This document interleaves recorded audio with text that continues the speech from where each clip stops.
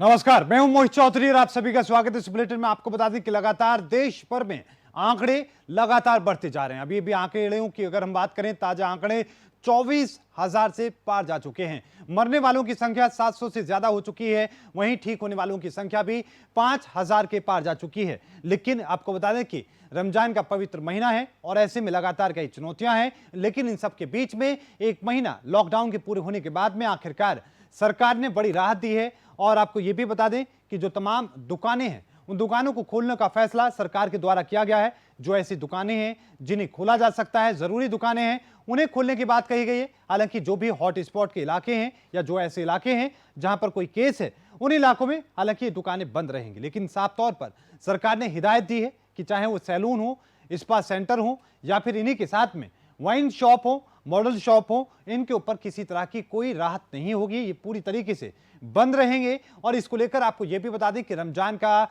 ये पर्व चल रहा है, रमजान का ये मौका चल रहा है और रमजान के इस बीच में लगातार सरकारों के साथ साथ तमाम धर्मगुरु और पुलिस प्रशासन लगातार लोगों से यही अपील कर रहा है कि वो घरों से ही अपनी नमाज को अदा करें। लॉकडाउन की तस्वीरें पूरे देश में देखने को मिल रही है और उसका खासतौर पर पालन भी किया जा रहा है।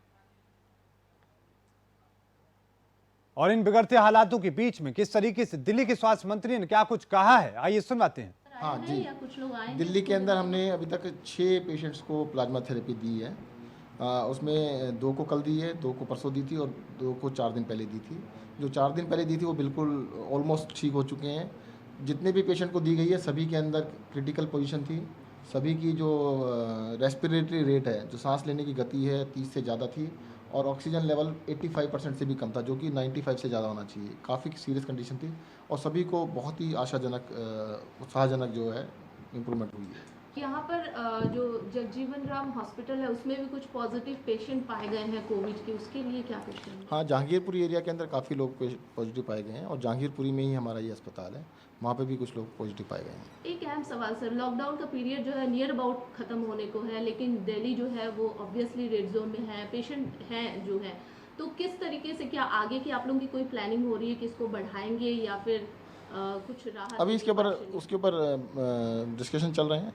30 तारीख तो लगातार आपको बता दें कि पूरे देश में कुछ राहत सरकार के द्वारा दी गई है। उन तमाम दुकानों को, जो छोटी दुकानें हैं, गली मोहल्ले की दुकानें हैं, या फिर वो लोग जो निगम के द्वारा, नगर निगम के द्वारा इजाजत पाकर दुकानें खोल रहे हैं। लेकिन इसी के साथ में आपको बता दें कि केंद्र सरकार ने राज्य सरकारों के ऊपर ये जिम्मेदारी सौंपी है और इसी के साथ राज्य सरकारों की हम बात करें तो डीएमओ के ऊपर ये जिम्मेदारी सौंपी गई है कि वो किन किन इलाकों में अभी फिलहाल रमजान के इस बीच में इन राहतों को इंप्लीमेंट कराना चाहते हैं, किन किन इलाकों में इन दुकानों को खुलवाने देना चाहते हैं। इसी के साथ में आपको ये भी बताते चलें कि पूरे देश में अपील की जा रही है कि सभी लोग रमजान की जो बीच में अपनी नमाज अदा करनी है वो घरों पर ही करें और इसके अलावा घर से बाहर ना निकलें, क्योंकि तमाम जो मस्जिदें हैं वो बंद रहेंगी और मस्जिदों में कोई भी नमाज पढ़ने के लिए ना जाए। ये धर्मगुरुओं के द्वारा भी लगातार अपील की जा रही है। लेकिन इन सब के बीच में राहत देने के बाद में किस तरह की तस्वीरें पूरे देश भर से सामने आ रही, इसी को लेकर हम आपको तस्वीरें दिखाएंगे आपके शहर की। आपके शहर में किस तरह का हाल है, छूट के बाद में किस तरह की तस्वीरें देखने को मिल रही हैं, बढ़ते आंकड़ों के बीच में किस तरह के हालात है। महाराष्ट्र की बात करें तो महाराष्ट्र में लगातार जो आंकड़े हैं सबसे तेजी के साथ बढ़ते नजर आ रहे हैं। और सबसे पहले उत्तर प्रदेश के प्रयागराज का हम रुख करेंगे। वहां से अमित मिश्रा हमारे साथ जुड़ चुके हैं पूरी रिपोर्ट के साथ में। अमित मिश्रा, प्रयागराज से क्या कुछ पूरी रिपोर्ट है, विस्तार से बताएं।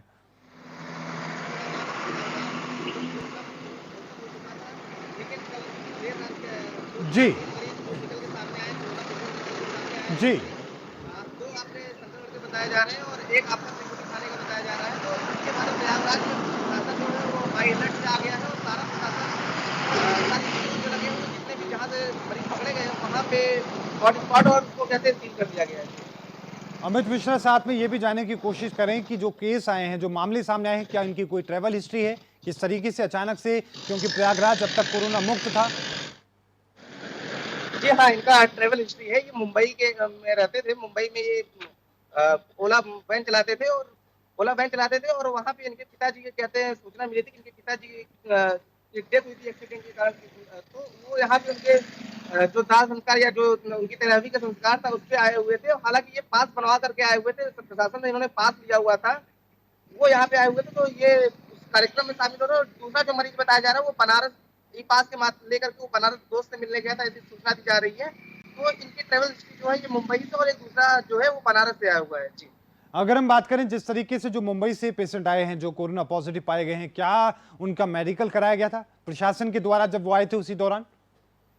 जी बिल्कुल, मेडिकल कराया गया था इसी के, क्योंकि ये पास लेकर के आए थे। और बाहर से अगर कोई आता है तो प्रशासन, प्रयागराज का प्रशासन शुरू से ही मुस्तैद है कि कोई भी अगर बाहर से आता है तो उसको चिन्हित करके उसका मेडिकल कराया जाएगा। और 22 तारीख को उनका मेडिकल कराया गया था, जिसका रिपोर्ट कल आई। और कल रिपोर्ट आने के बाद पूरा प्रशासन जो है वो एकदम हड़कम मच गया। और लगातार क्या प्रशासन के आला अधिकारी मौके पे दौड़ते हुए, और लोगों को कहते हैं जितने भी लोग उनके संक्रमण से आए हुए उनको भी रातों रात पकड़ा गया और उनको भी जांच के लिए सेंटर भेजा गया। करीब लगभग इन लोगों में जो कहते हैं, जो इन दोनों को लाया था उसका जो ड्राइवर वो 35 लोगों के संपर्क में आया था, तो उन 35 लोगों को भी कहते हैं जांच का सैंपल भेजा गया है। जी, अमित मिश्रा, साथ में ये भी हम जानने की कोशिश करें कि जिस तरीके से फिलहाल स्थिति सामने आ रही है, ऐसे में कुछ छूट दी गई है सरकार के द्वारा, क्योंकि 1 महीने जो है लॉकडाउन का वो पूरा हो चुका है, उसके बाद राहत दी गई है।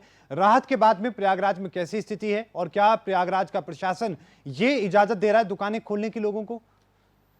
जी नहीं, बिल्कुल अभी प्रशासन की बात माने, क्योंकि ताजा मामला है, अभी ताजा 3 मरीज मिले हैं। और संदिग्ध की बात करें तो उसको देखते हुए एक खाना कहते हैं उसको भी क्वारंटाइन कर दिया गया, जिस खाने का वो व्यक्ति था।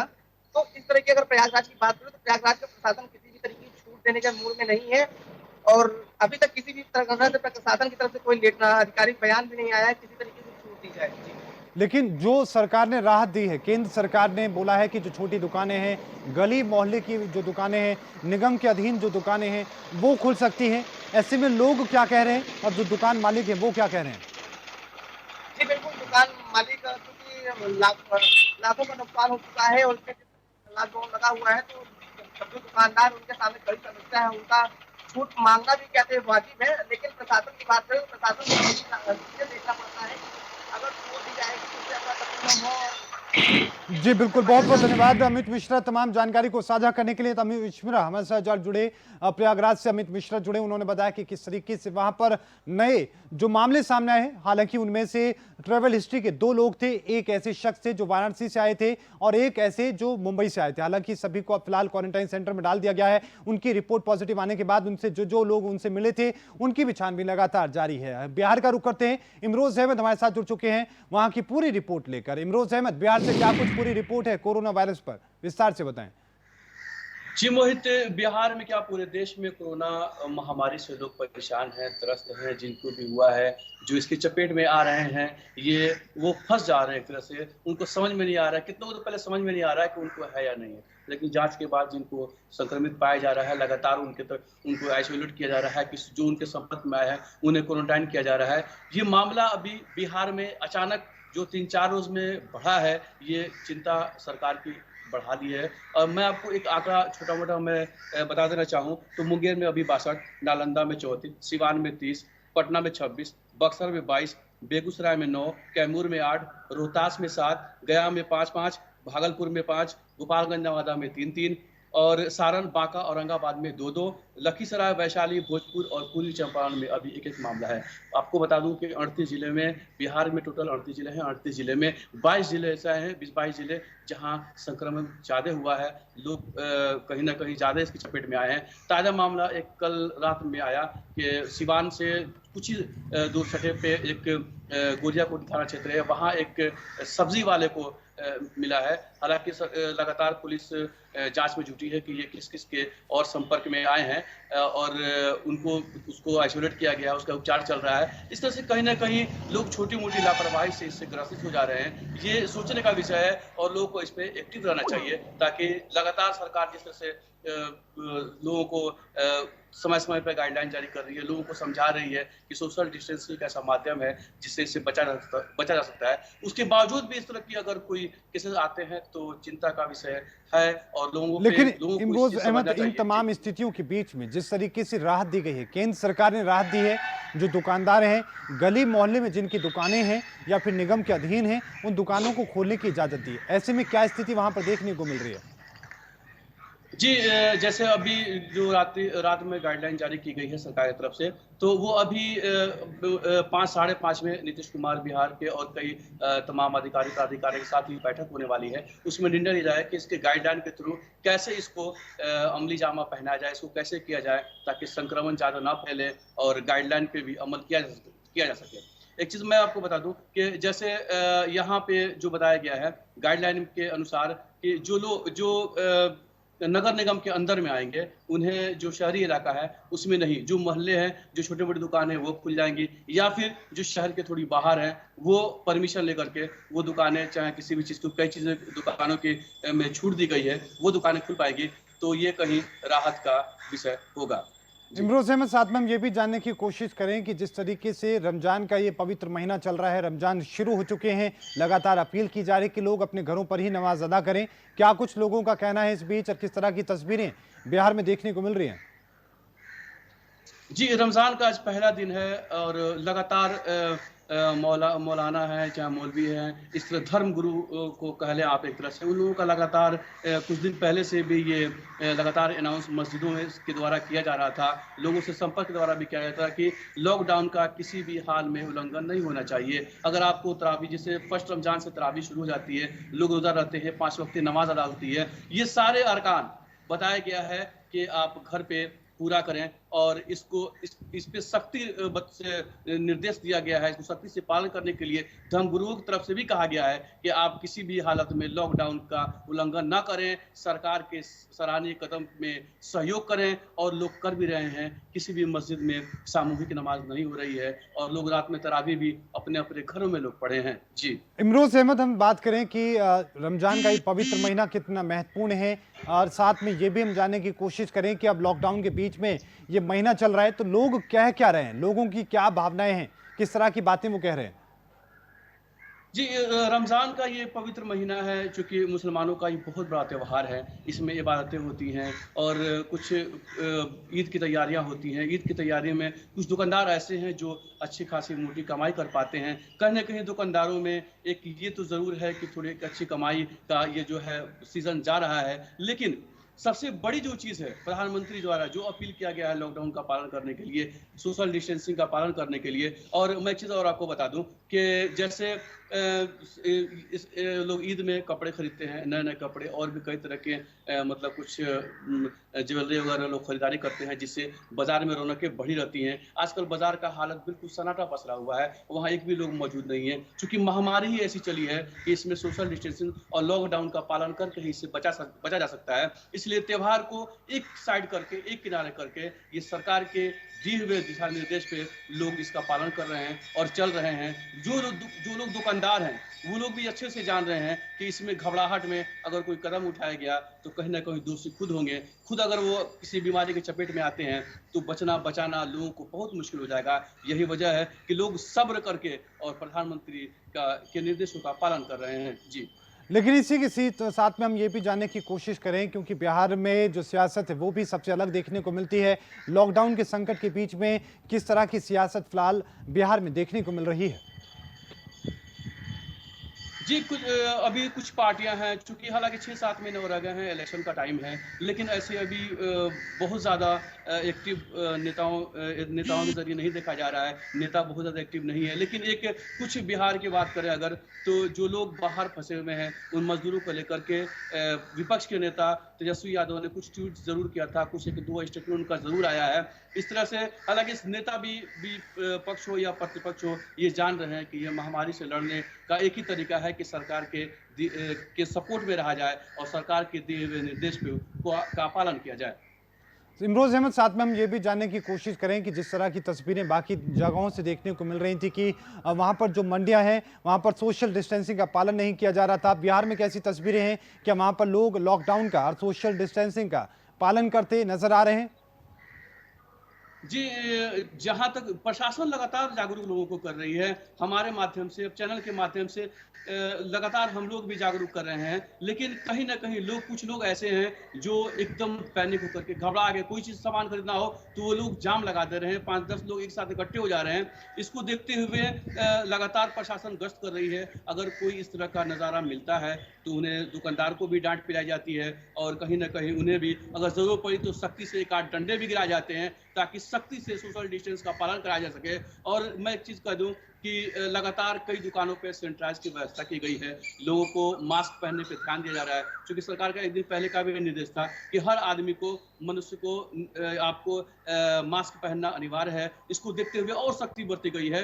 हर आने जाने वाले पर लगातार प्रशासन की गाड़ी गश्त कर रही है, नज़र रख रही है कि कम से कम मास्क तो पहन लें और हर दुकानों पे गश्त के दौरान नज़र रखी जा रही है कि सोशल डिस्टेंस का पालन हो। जहाँ पालन नहीं हो रहा हो वहाँ खड़े होकर के, उतर करके, जिस तरह से भी हो इसका पालन सुनिश्चित कराया जा रहा है। इमरोज अहमद, यूपी की योगी सरकार की हम बात करें तो कोटा से बच्चों को लाने के बाद अब जो मजदूर देश के अलग अलग हिस्सों में फंसे हुए हैं उनको निकालने की तैयारी की जा रही है। क्या बिहार सरकार की तरफ से भी ऐसा कोई कदम उठाया जा रहा है? इसको लेकर क्या कोई बातचीत चल रही है?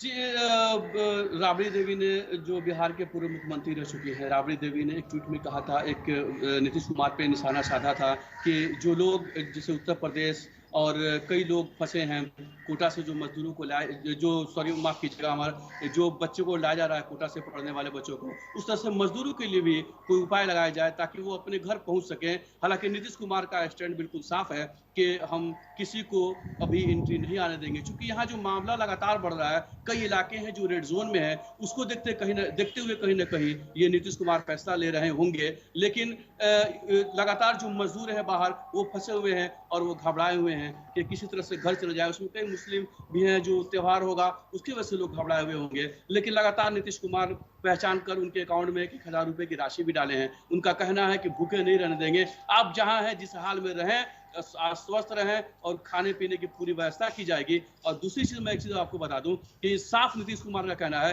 कि जो भी मदद होगी हम मुहैया कराएंगे, लेकिन आप वहां से नहीं हिले ताकि इस बीमारी को रोका जा सके। बहुत बहुत धन्यवाद इमरोज अहमद, तमाम जानकारी को साझा करने के लिए। बिहार से हमारे संवाददाता हमारे साथ जुड़े, उन्होंने बताया कि हाल में जो आंकड़े अभी ताजा सामने आए हैं, किस तरह की स्थिति उनमें देखने को मिल रही है, पूरे बिहार में किस तरह की स्थिति फिलहाल है कोरोना वायरस के संदर्भ में। साथ में यह भी जानकारी उन्होंने दी है कि जो छूट अब सरकार के द्वारा दी गई है, केंद्र सरकार ने दुकानें खोलने की जो रियायत दी है, उसमें फिलहाल क्या स्थिति बिहार में है, क्योंकि इसको लेकर अभी बिहार सरकार ने कोई फैसला नहीं किया है। हालांकि अधिकारियों के साथ में इसको लेकर बैठक होगी और बैठक में ही कोई बड़ा और महत्वपूर्ण फैसला इसको लेकर किया जा सकता है। इसके साथ में आपको यह भी बता दें कि इमरोज अहमद ने साफ तौर पर कहा कि सियासत भी बिहार के अंदर हो रही है, कई तरह की बातें हैं जिसको लेकर सियासत हो रही है, लेकिन साथ में सबसे महत्वपूर्ण बात यह कि जो कोटा से बच्चों को निकालने की बात हो या फिर मजदूरों की बात हो, उसको लेकर मुख्यमंत्री नीतीश कुमार ने साफ तौर पर कहा है कि अभी उन्हें यहां नहीं लाया जाएगा, लेकिन यह भी जरूर उन्होंने कहा कि जो भी मजदूर हैं जहां पर भी फंसे हैं वो वहीं पर रहें, उनके खाते में लगातार भत्ता भेजा जाएगा ताकि उन्हें किसी तरह की कोई तकलीफों का सामना ना करना पड़े। गुजरात का हम रुख करते हैं, गुजरात में क्या कुछ रिपोर्ट हुई है। गौतम व्यास हमारे साथ जुड़ चुके हैं ज्यादा जानकारी के साथ में। गौतम व्यास, गुजरात से क्या कुछ कोरोना वायरस पर रिपोर्ट है, विस्तार से बताएं। वो 2,815 पर पहुंचा है। हालांकि अभी तक 127 लोगों की मौत हो चुकी है और 265 लोग अभी तक स्वस्थ हो चुके हैं। गुजरात के कुछ शहर जो हॉटस्पॉट विस्तार है, जैसे कि अहमदाबाद, सूरत, बड़ौदा, राजकोट, वहां पर ये जो आंखें हैं सर, वो तेजी से बढ़ते जा रहे हैं। गौतम व्यास, साथ में हम ये भी जानने की कोशिश करें कि जिस तरीके से भी हॉट स्पॉट है उनमें किस तरीके से काम किया जा रहा है, क्योंकि अहमदाबाद में जो आंकड़े बढ़े हैं वो बहुत चिंता पैदा करने वाले हैं। जी सर, यहाँ पर देखा जाए तो हॉटस्पॉट जो विस्तार है, वहां पर जो पुलिस प्रशासन तंत्र है वो कड़ी निगरानी रख रहा है। यहाँ पर ड्रोन, सीसीटीवी कैमरे और आईबी विभाग की जो टीम है वो लोगों पर जांच रख रही है। बिन जरूरी बिना कारण सर कोई बाहर ना निकले और लोगों को समझा रही है कि लॉकडाउन का चुस्तपणे पालन करें। गौतम व्यास, साथ में ये भी हम जानने की कोशिश करें कि जिस तरीके से केंद्र सरकार ने कुछ राहत दी है, दुकान खोलने की राहत दी गई है, और इसके साथ में गुजरात में अब इन दुकानों को खोलने के बाद में किस तरह की बातें देखने को मिल रही हैं।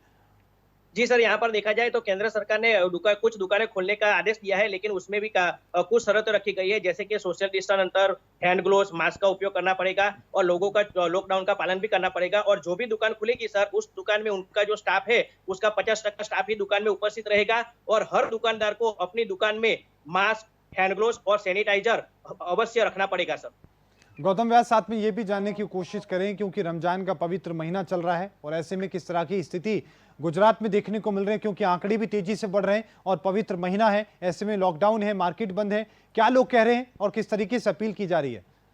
जी सर, यहाँ पर देखा जाए तो पवित्र रमजान माह शुरू हो चुका है। उसको लेकर कई मुस्लिम भाइयों में थोड़ी नाराजगी भी देखने को मिली है लॉकडाउन की परिस्थिति को लेकर। और यहाँ पर देखा जाए तो ये जो रमजान का पवित्र जो महीना है उसमें जो ये जो मुस्लिम भाई लोग जो है वो कोई मस्जिद में जाहिर स्तर पर इकट्ठे नहीं होंगे और जो भी अपनी नमाज अदा करेंगे वो अपने घर पर ही अदा करेंगे सर। इसके साथ में ये भी हम जानने की कोशिश करें गौतम व्यास, जिस तरीके से बहुत भारी मात्रा में दूसरे राज्यों के मजदूर गुजरात में हैं, उनके खाने पीने की हम बात करें या किस तरह की जुड़ी जानकारी है, वो क्या निकल कर सामने आ रही है, क्या उन तक राशन पहुंच पा रहा है, क्या तस्वीरें वहां से हैं? जी सर, यहाँ पर देखा जाए तो जो लोग फंसे हुए हैं उनके लिए जो गुजरात सरकार जो है उसको राशन वो पहुंचा रही है। और यहाँ पर प्रधानमंत्री योजना अंतर्गत भी गरीब लोगों को जो राशन की जो राशन देने का जो आदेश दिया गया है सर, वो राशन उनको ठीक तरीके से दिया जाता है। ये भी हम जानने की कोशिश करें क्योंकि कोटा में भारी मात्रा में पूरे देश भर के जो बच्चे वहां पर फंसे हैं या बाकी राज्यों में कुछ लोगों के लोग फंसे हैं, क्या गुजरात सरकार इन लोगों को निकालने के लिए कोई कदम उठा रही है, किसी तरह की कोई बात कहती नजर आ रही है? जी सर, यहाँ पर देखा जाए तो गुजरात सरकार जो है उन्होंने एसटी डिपार्टमेंट जो है उसको सूचना दी है और ड्राइवर और कंडक्टर को तैयार रहने के लिए कहा है। अगर जरूरत होगी तो यहाँ पर जो बसें हैं वो बसें भी दौड़ाई जाएगी जो लोग फंसे हुए हैं उनको निकालने के लिए। और जानने को मिला है सर, ये जो एसटी बस है उसका सैनिटाइजर भी अभी शुरू हो चुका है सर। और ये गुजरात में जिस तरीके से आंकड़े बढ़ रहे हैं, कभी नीचे आते हैं कुछ इलाकों में, क्या वजह नजर आती है और किस तरीके से प्रशासन इन आंकड़ों को रोकने की कोशिश कर रहा है? जी सर, यहाँ पर देखा जाए तो प्रशासन तंत्र है वो लोगों की जांच में जुटा हुआ है। हालांकि एक एक किट का उपयोग किया जाता है, किट के अनुसार लोगों का चेकिंग किया जाता है। लेकिन सर एक यहाँ पर एक बात देखने को मिली है। आज यहाँ पर अग्र सचिव जो जयंती रवि है उन्होंने एक प्रेस कॉन्फ्रेंस भी रची थी और उन्होंने कहा था कि ये कोरोना का संक्रमण जो है, जो जैसे कि सीनियर सिटीजन लोग हैं, जो 17 साल से ऊपर के लोग हैं, सगर्भा बहना है, वो उन लोगों में ज्यादा देखने को मिलते हैं। और सर कुछ केस तो ऐसे भी देखने को मिलते हैं कि जिसके अंदर कोरोना के लक्षण नहीं होते, उसके बावजूद भी सर ऐसे लोग का रिपोर्ट जो आता है वो पॉजिटिव रिपोर्ट आता है सर। बहुत बहुत धन्यवाद गौतम व्यास तमाम जानकारी को साझा करने। गौतम व्यास हमारे साथ गुजरात से जुड़े, उन्होंने बताया कि किस तरीके से गुजरात में फिलहाल स्थिति देखने को मिल रही है, किस तरह के आंकड़े वहां पर देखने को मिले हैं और किस तरीके से बढ़ते हुए आंकड़ों पर प्रशासन हो या फिर सरकार हो काबू पाने की कोशिश कर रहा है। हरियाणा की क्या कुछ स्थिति है, हमारे साथ जुड़ चुके हैं संजय कौशिक पूरी रिपोर्ट के साथ में। संजय कौशिक, हरियाणा से क्या कुछ पूरी रिपोर्ट देखने को मिल रही है, विस्तार से बताएं।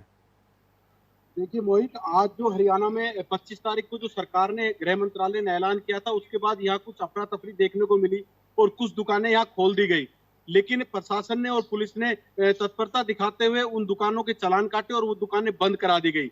जिलाधीश का साफ साफ निर्देश था कि अगले आदेश तक लॉकडाउन 3 मई तक इसी तरह लागू रहेगा।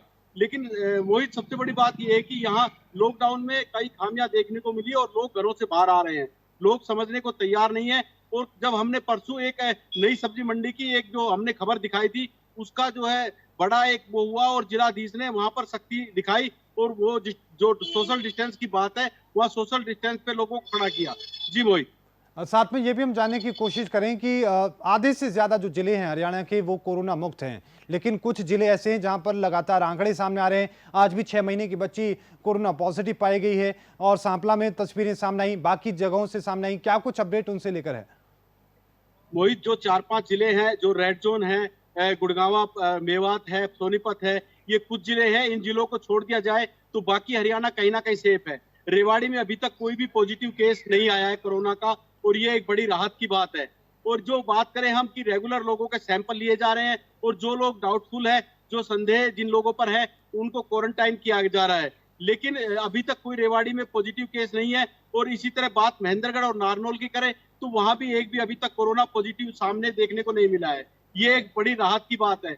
और जिस तरह से जो सीमाएं हैं, क्योंकि रेवाड़ी राजस्थान से लगता हुआ जिला है, जो राजस्थान सीमा है वो पूरी तरह सील है और वहाँ जो राजस्थान से आने वाले लोग हैं किसी को भी प्रवेश की इजाजत नहीं है। और जो हाईवे है उस पर भारी पुलिस बल तैनात है और पूरी तरह से वाहनों को चेक करके ही आगे दिया जा रहा है। संजय कौशिक, रमजान का पवित्र महीना चल रहा है और ऐसे में खरीदारी की जाती है, लेकिन अब लोग घर से भी नहीं निकल सकते हैं, नमाज पढ़ने के लिए मस्जिद नहीं जा सकते हैं, तो ऐसे में लोग क्या कह रहे हैं और इसको लेकर प्रशासन कितना अलर्ट है? जी, प्रशासन ने साफ साफ निर्देश दिए हैं बल्कि मैं कहूँ कि लोगों से एक विनती की है कि लोग नमाज पढ़नी है तो अपने घरों में पढ़ें और पड़ोस के लोगों को भी घरों में ना बुलाएं। अकेले नमाज पढ़े, सोशल डिस्टेंस का पालन करें, क्योंकि भगवान बाद में है, पहले इस बीमारी से बचाव जरूरी है। जी मोहित। अब बहुत सारे ऐसे लोग हैं जो लोग जिनके बच्चे हैं वो कोटा में फंसे हैं या फिर मजदूर हैं जो दूसरे राज्यों में फंसे हैं। हरियाणा की बात करें तो ऐसे अगर लोगों के लिए क्या सरकार कोई कदम उठा रही है? जी बिल्कुल मोहित, ये मैं आपको बताना चाहूंगा कि आज जो है 25 तारीख है और 22 तारीख को हरियाणा रोडवेज रेवाड़ी की 22 बसों को कोटा के लिए भेजा गया था और उनमें जितने भी कोटा में बच्चे पढ़ने वाले हैं लगभग 1300-1400 बच्चे उनको लाया गया है और उनको अपने गंतव्य तक पहुंचाया गया है। इसमें बड़ी बात यह है कि जो बच्चे हैं उनके अलावा भी कुछ लोग फंसे हुए थे, उनको भी वहां से निकाला गया है और उनको हरियाणा में लाया गया है। जी मोहित। बहुत बहुत धन्यवाद संजय कौशिक तमाम जानकारी को साझा करने के लिए। रेवाड़ी से हमारे साथ संजय कौशिक जुड़े, उन्होंने बताया कि पूरे हरियाणा की किस तरह की तस्वीर है, किस तरह के हालात वहां पर देखने को मिल रहे हैं, कितने नए मामले सामने आए हैं। साथ में उन्होंने ये भी जानकारी दी है कि जिस तरीके से केंद्र सरकार ने राहत दी है, राहत के बाद में हरियाणा के ऊपर उसका क्या कुछ असर देखने को मिला। इस बुलेटिन में अभी के लिए इतना ही। देखते रहो इंडिया। मुझे दीजिए इजाजत। धन्यवाद।